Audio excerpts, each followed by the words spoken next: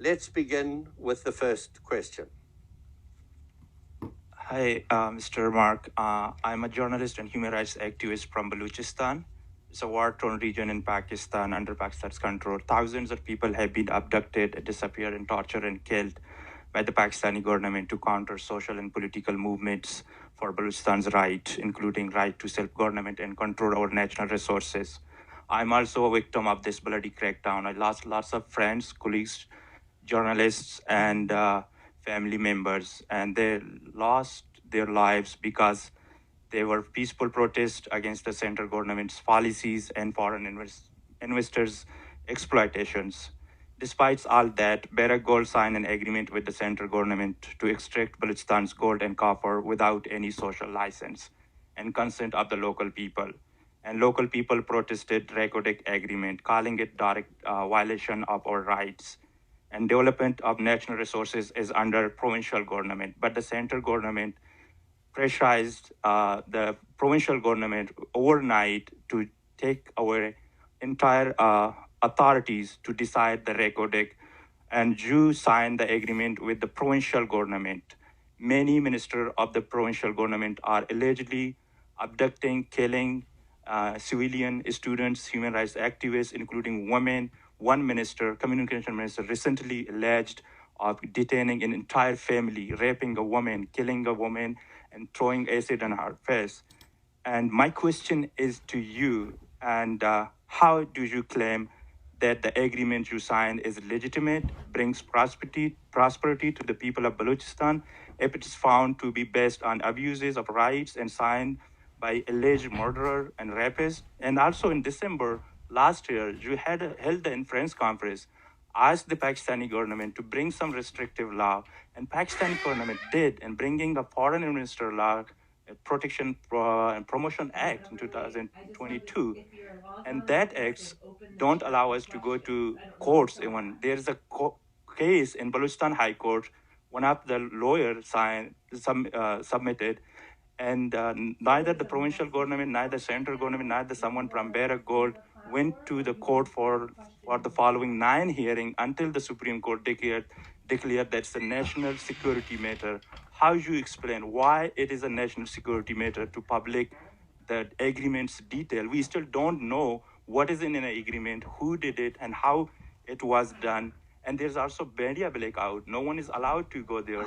And your organization recently also met with the Chinese companies and officials in Goa there, and to use the China-Pakistan economic corridor in Gwadar port to transport materials, gold and copper from Barrack, from Recordec to around the world.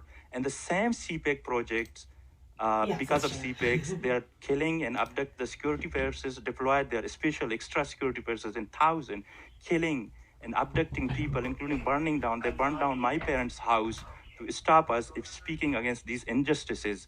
And they are using, you are going to use this same project and same military forces, Human Rights Watch, Amnesty International, UN, declared them behind the killings and abductions and destroying houses. How you can protect them? And we are living in Canada, and we are living in a free country, and we are getting involved in direct with the Chinese communist companies, with the Pakistani brutal forces.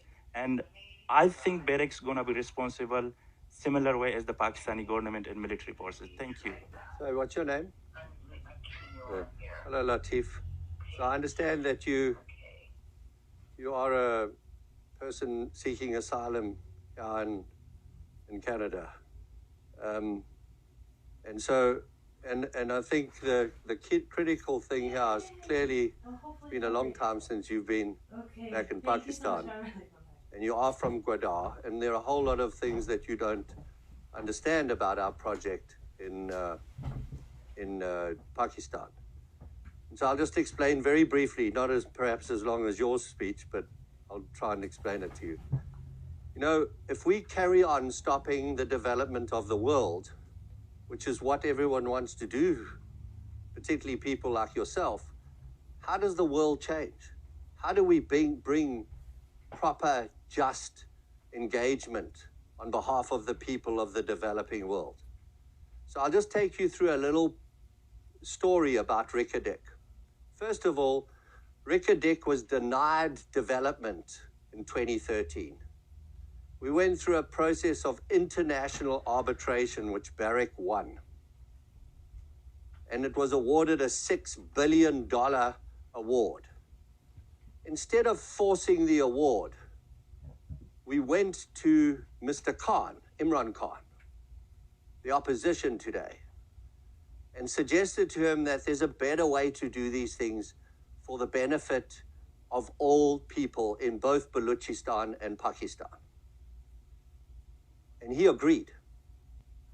And so we sat down and we negotiated a framework agreement which sets out the way this project's going to be developed.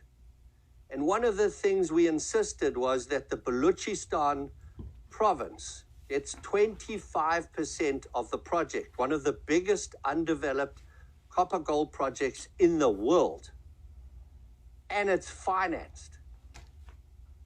This is the biggest single investment ever in Balochistan. And we negotiated this with Imran Khan and with the then Balochistan government. It changed, as you know. And the new Pakistan government affected the framework we had agreed with the Imran Khan government. It doesn't happen in most places of the world when one government respects the other government, previous government's negotiation. We did the same with the Balochistan government, because again, we negotiated with the previous Balochistan government elected, and the current Balochistan government accepted the negotiation. I personally visited all the communities around and that will be impacted, mostly positively, in fact, all positively, by Reko Diq, and held mass town halls, accompanied by the Balochistan chief minister, both of them, before and today. When we had finished those negotiations, we then approached the Supreme Court of Pakistan. We then approached the Supreme Court of Pakistan, and we published all the agreements. So your point about no one knows about these agreements is just nonsense. We published the agreements, and we opened the agreements to debate with the Supreme Court under a 5-bench a set of judges from the Supreme Court.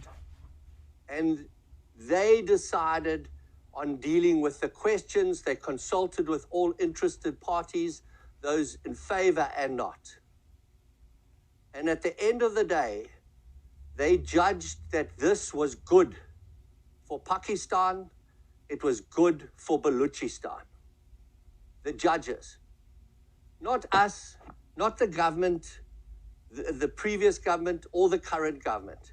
And today we have bipartisan support and support from the Balochistan government and the support from the various regional councils, plus the individual little villages.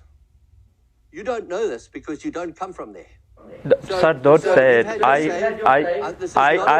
I'm a human rights. Ask me a question, I'm setting the record straight. Okay? So what I suggest you do is that you do your research. I already did my research. I already submitted the case to the US government. Of Barrick, and we'll have somebody have a conversation. But you are, sir, distorting the information. You are lying to your shareholders. That's true. I can prove it. Let's go to the court. Yeah.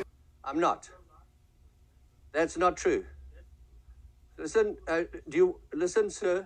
I will leave. I will leave, but I'm here to tell the shareholders your CEO is lying, and your CEO never been to Balochistan. The Balochistan God is corrupt. But you are saying Imran Khan. It's not Don't swear in Balochistan. this And audience, please. this This is unbecoming of you.